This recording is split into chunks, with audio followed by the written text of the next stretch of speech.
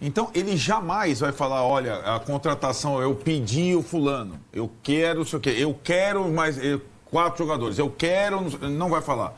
Não vai falar sobre o departamento médico. Não fala.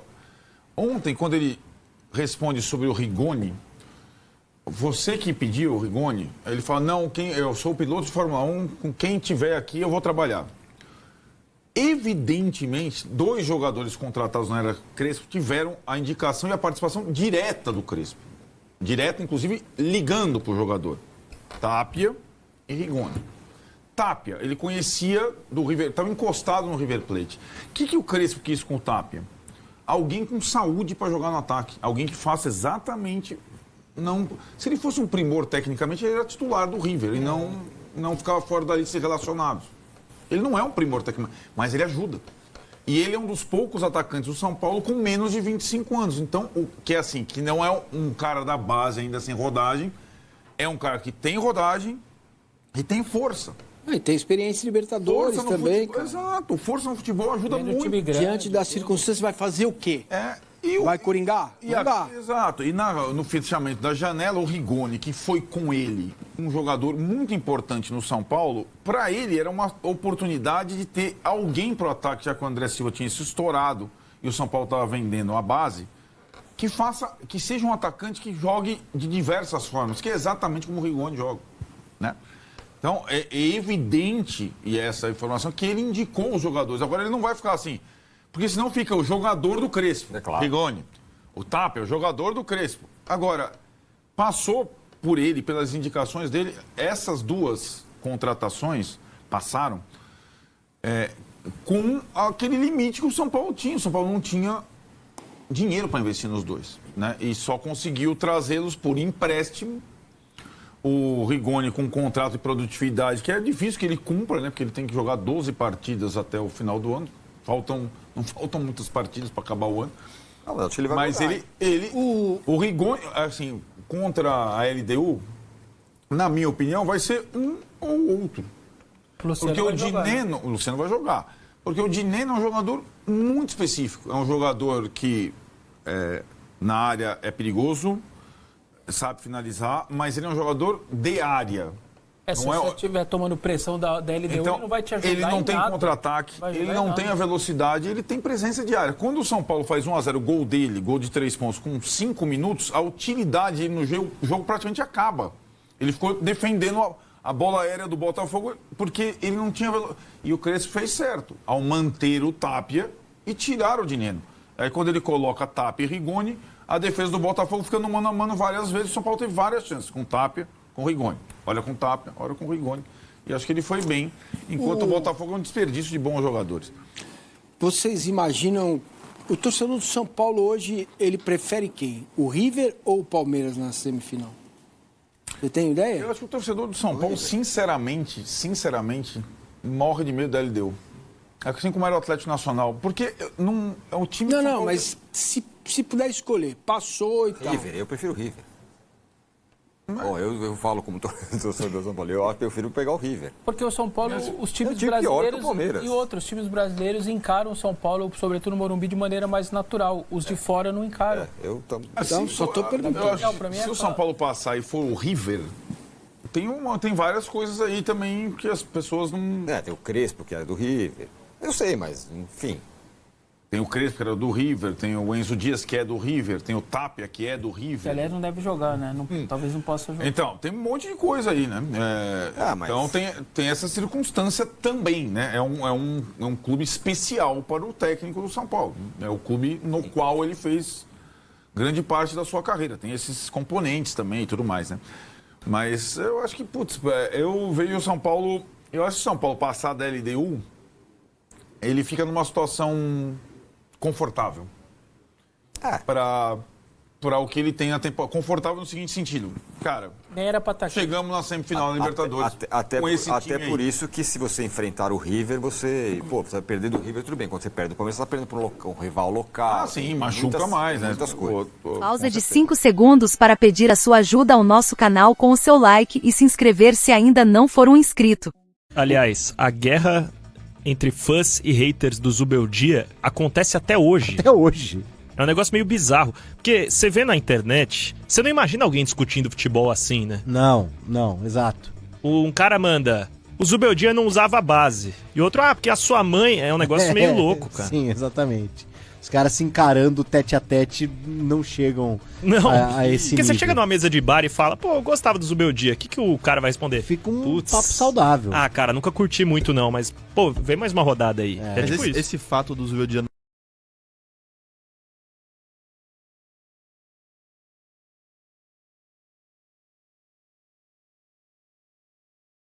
filosofia institucional do momento do São Paulo. Nada sim. tinha a ver com o Zubeldia. Nada tinha a ver com o Zubeldia. O São Paulo foi campeão da Copinha agora. Então podia Sim. ter tido um poder de revenda de jogadores muito maior do que Muito maior, exatamente. Ontem eu trouxe aqui todas as vendas da base dos últimos meses, se não dá o Vitor Reis do Palmeiras. E o Vitor Reis fez o quê? 10, 15 jogos. Sim, foi, se não me engano, foram 17 jogos, Não é. um gol contra o Corinthians. E sem ser titular absoluto. Sem ser titular absoluto, porque era o Murilo ali. Então ele supria a ausência do Murilo quando o Murilo lesionava. Isso justifica totalmente a ira do torcedor São Paulino Sim. nas redes sociais. E você vê agora com o nas Crespo o Patrick. O Patrick, que é um baita lateral direito, foi muito bem na base e já tem acho que 3 ou 4 jogos Lateral de titular. esquerdo, né? Lateral esquerdo. Isso. Já tem 3 ou 4 jogos de titular ali com o Crespo. Então é uma metodologia muito diferente. Realmente, né? Eu sei que o torcedor tá bravo com o Júlio Casares. O São Paulo tem internamente um clima de otimismo, independente da realidade, com relação a Libertadores, que eu acho uma ilusão, tá? Eu acho uma ilusão. Eles se apegam muito a essa questão da Libertadores como a boia de salvação de que a coisa vai acontecer. Eu não vejo tanto dessa forma assim. Até foi falado, essa semana sem jogos aí, o pessoal começa a ficar pegando mais no pé, quando tem jogo não tem tanta pressão assim. Mas eu vejo hoje o São Paulo em ebulição, tá? Mas se o São Paulo não ganha nenhum título esse ano, é decepcionante? Não acho. Eu acho que o que é decepcionante no São Paulo é você vender jogador a preço de banana, é você ter fogo amigo de diretor contra diretor, é você ter um presidente que hoje tem questões com relação à base, você ter uma questão obscura com relação a você vender Cotia ao Marinax. Aliás, o valor que o São Paulo estava negociando Cotia, os 30% por 5 anos, né, PDV? Sim. Era 250 milhões. É o que o São Paulo fez esse ano com a base, 250 milhões. Então, a conta não fecha. Ele tá vendendo como uma grande injeção de dinheiro e todo mundo acha que o Marinax é besta, né? Sim. Ele vai injetar dinheiro no São Paulo vai trazer na semana que vem, vai recuperar o Hernanes da aposentadoria, vai contratar uma tecnologia nova para ele conseguir jogar, vai trazer o Kaká de volta. Pô, pelo amor de Deus, né? É muita imaginação fértil e o Casares que gosta de vender sonhos para o seu torcedor. Inclusive, falando sobre vendas da base do São Paulo, no último dia 30 de agosto, Sporting e Porto se enfrentaram.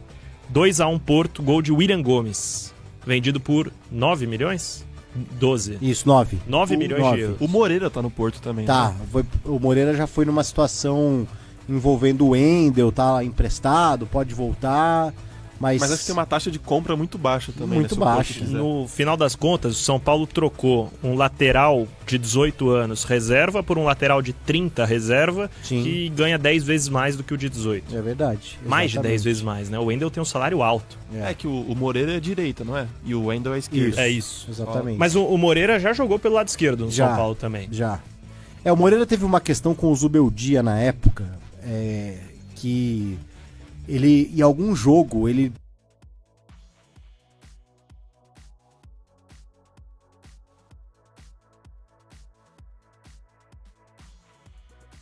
perdeu espaço. E aí, até eles se resolverem, ele acabou perdendo esse espaço. E aí ficou meio que essa coisa. O Moreira é um cara que não tem, Tá talvez, comprometido ali. essa coisa. Não aguenta a pressão de jogar no São Paulo.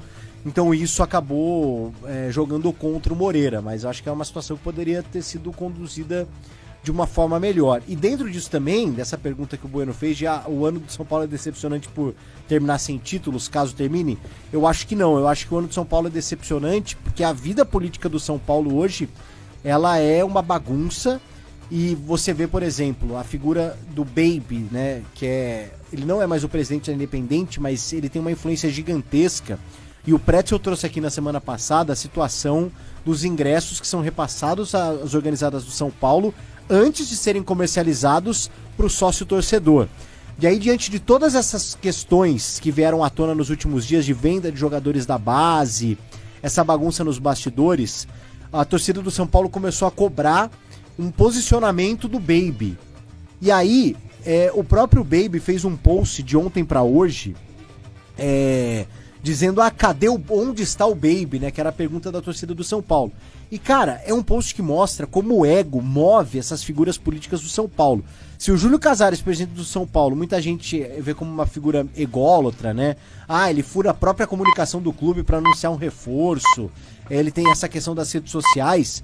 O Baby, que é um cara que vem criticando a diretoria do São Paulo, deixando o Júlio Casares de fora das críticas, sendo ele o presidente do clube. Então, assim, a partir do momento que você tá falando da gestão do São Paulo, acho que a principal pessoa deveria ser o presidente, mas as críticas se voltaram muito mais à figura do Carlos Belmonte, o que ficou...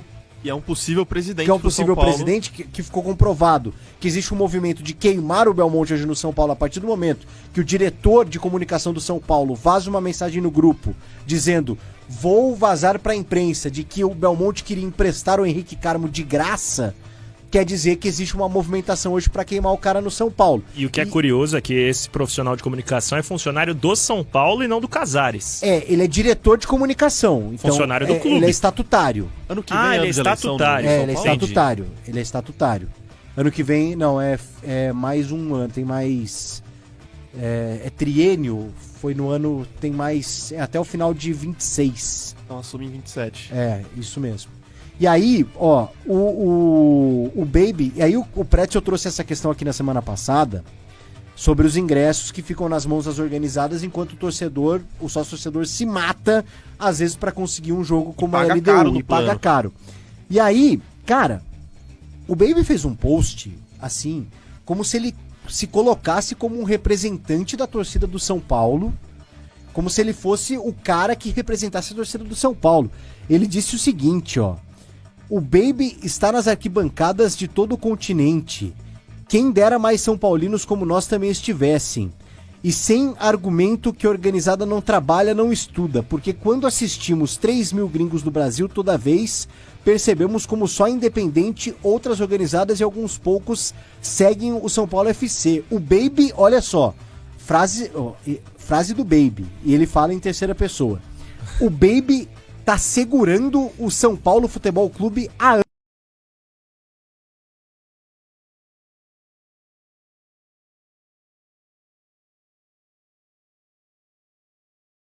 Quando a conscientização fez a torcida lotar na crise e salvar o São Paulo, o Baby criou o Morumbi Raiz em plena pandemia. O Baby fez acontecer as festas insanas da Copa do Brasil de 23. O Baby escreveu esse texto, tá? Ele fala em terceira pessoa. Fantástico. Ele escreveu esse texto. E aí vem o que o Pretzel trouxe semana passada. Mas a torcida ganha ingresso e o ST, que é o sócio-torcedor, tem que esperar. Na hora boa da Libertadores, todo mundo quer. No jogo pequeno de estadual, ninguém se importa. Só que o Baby e a Independente estão lá, independentemente da competição. É o São Paulo. E aí vem o torcedor reclamar de ingresso? Sério mesmo que não podemos reservar a compra dos ingressos antecipadamente, criando promoções para o nosso povo do dia a dia? O que seria do Morumbi sem as organizadas? Nada mais justo, né? O Baby tava toda vez que a torcida pediu protestos e fizemos o CT no Morumbi. A pergunta, vocês pediam, mas vocês iam? O Baby tá segurando o ambiente quando diretores incompetentes não sabem fazer isso. Diretores, ele não fala do presidente.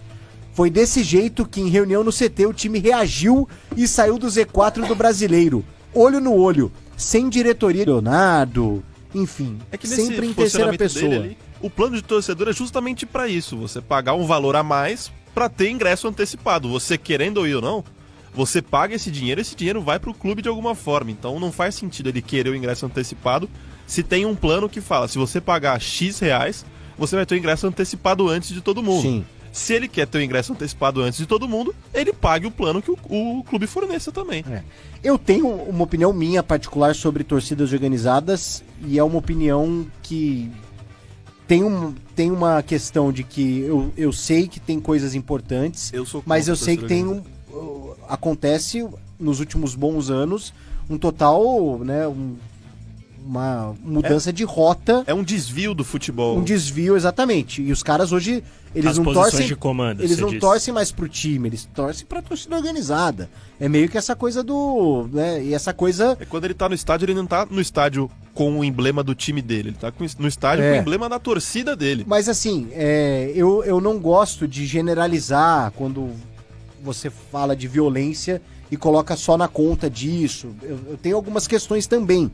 Porém, cara, esse negócio de você ver o torcedor comum se matando pra ingresso, e aí 3, 4 semanas antes os caras já estão fazendo o pacote bem casado, isso tem que ser falado, obviamente. Isso eu tô com você. Né? E eu acho que nos mais diversos clubes, eu falo pelo que eu cubro, que é o Corinthians, cada vez mais as organizadas estão virando órgãos políticos e não fiscalizadores, Isso. como se propuseram a ser desde a sua criação. É isso, é a figura do E Baby eu hoje no São concordo Paulo. integralmente, porque você faz uma ressalva importante que é quanto à violência.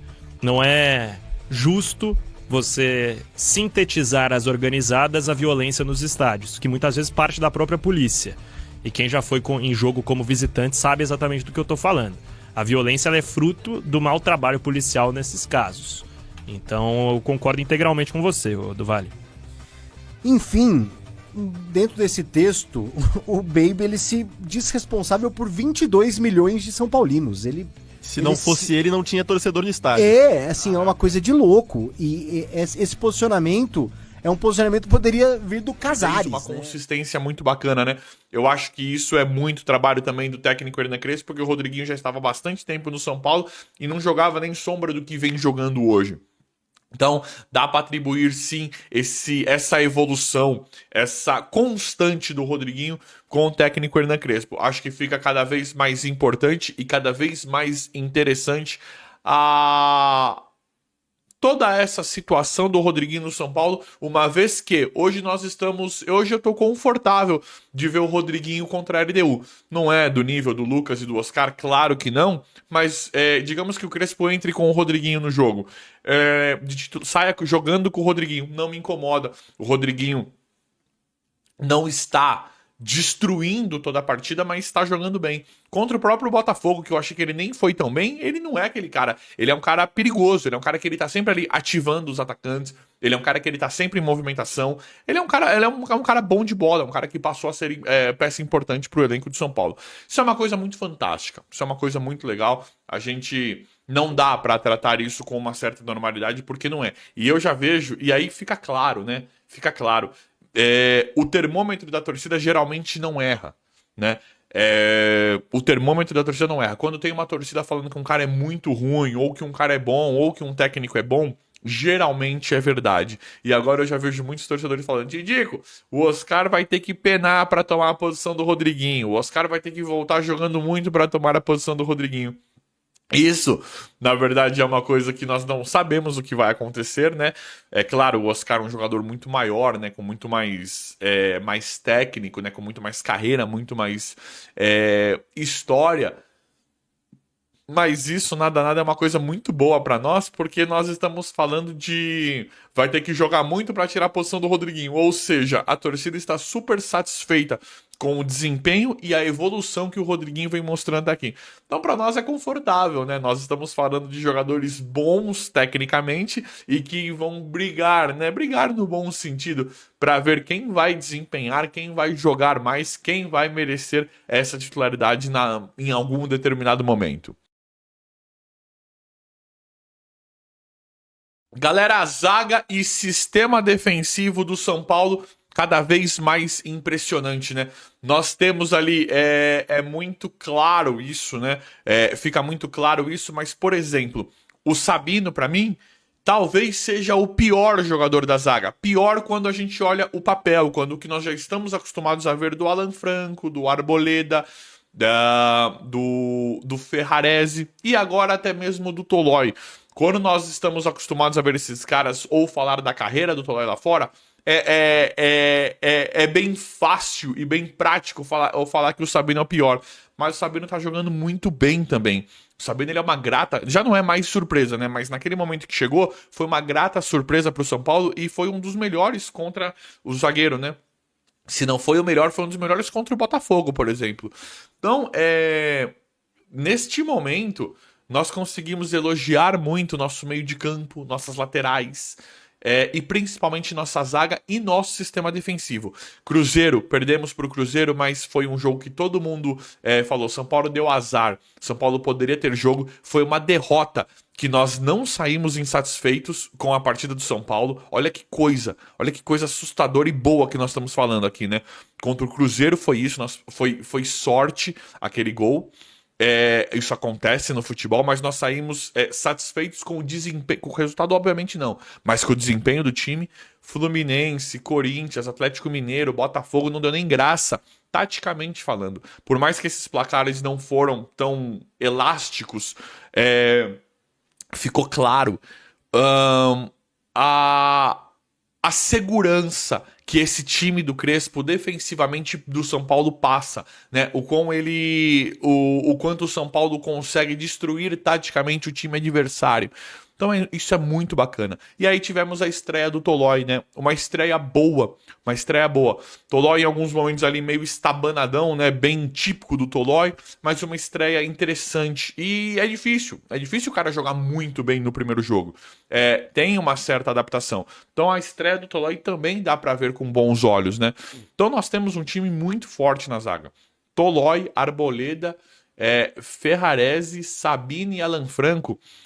Além do sistema defensivo que nós estamos passando a confiar cada vez mais, nós temos aí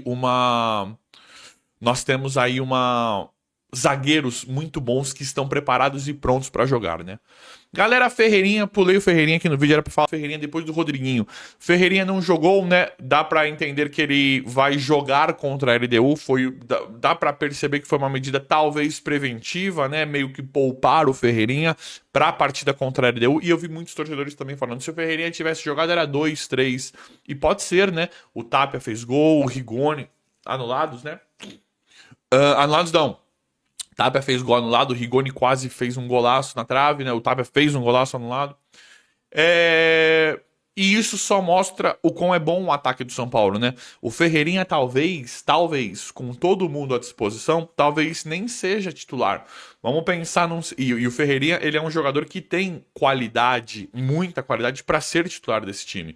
Só que vamos imaginar que ele mantém os 3 zagueiros, né? Que muito provavelmente ele vai fazer sempre. E tem Oscar, Lucas e Caleri à disposição. Talvez Ferreirinha não seja titular. E o Luciano também.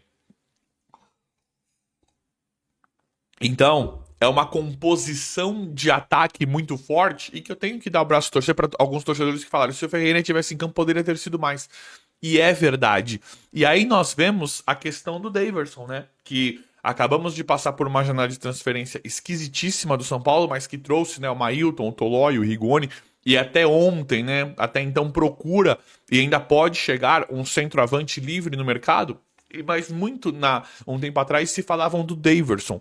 Nós, né, carentes de jogador como nós estamos, falávamos do Daverson. Eu vi que muitos torcedores eram entusiastas da chegada, né, do Daverson vir para o São Paulo. Eu acho o Daverson um bom jogador. Eu acho que... Eu não queria o Daverson no São Paulo, porque eu acho que... Eu não sei, ele é bom, ele faz um pivô bom, ele sabe fazer gol, mas o Daverson eu acho ele um cara meio destemperado às vezes, né? Um cara... Você não sabe, às vezes pode ser expulso por bobeira. Eu não gosto desse tipo de coisa. Eu acho que o temperamento do Daverson, ele não se encaixa com o time da grandeza do São Paulo. Embora ele seja melhor que muitos centroavantes que tenha no futebol brasileiro, viu?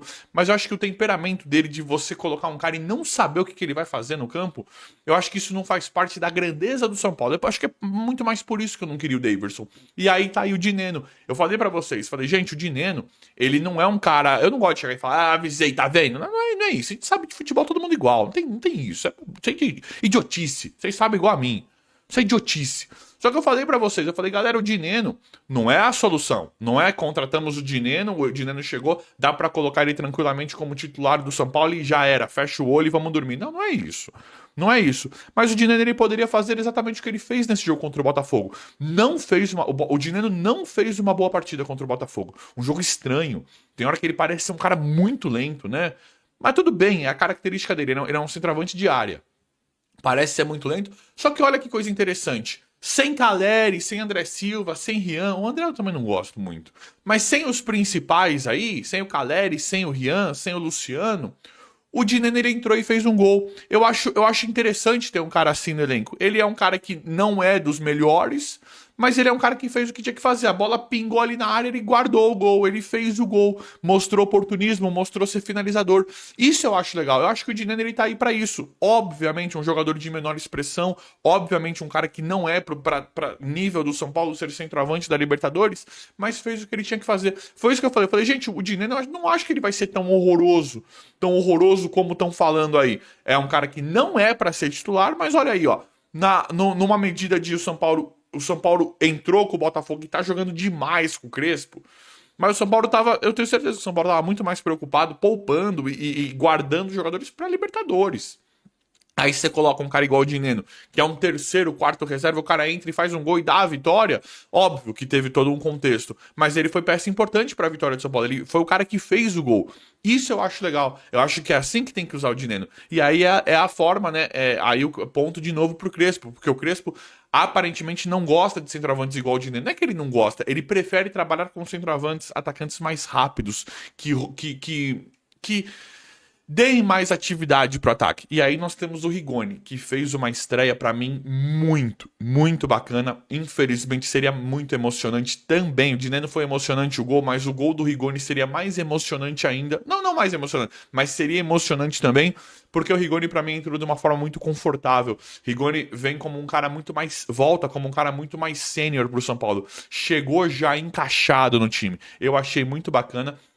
E a bola na trave dele aí nos mostra que nós teremos um belíssimo Rigoni, né? Uma belíssima volta do Rigoni, como nós já estávamos esperando, como nós já estávamos conversando aqui, principalmente tudo encaixado com esse treinador espetacular que é o Hernan Crespo.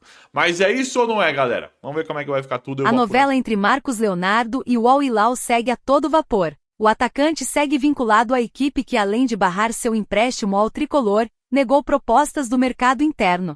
Apesar disso, o atacante pode ter mais uma chance de se juntar ao São Paulo, especialmente após uma movimentação do lateral Renan Lodge.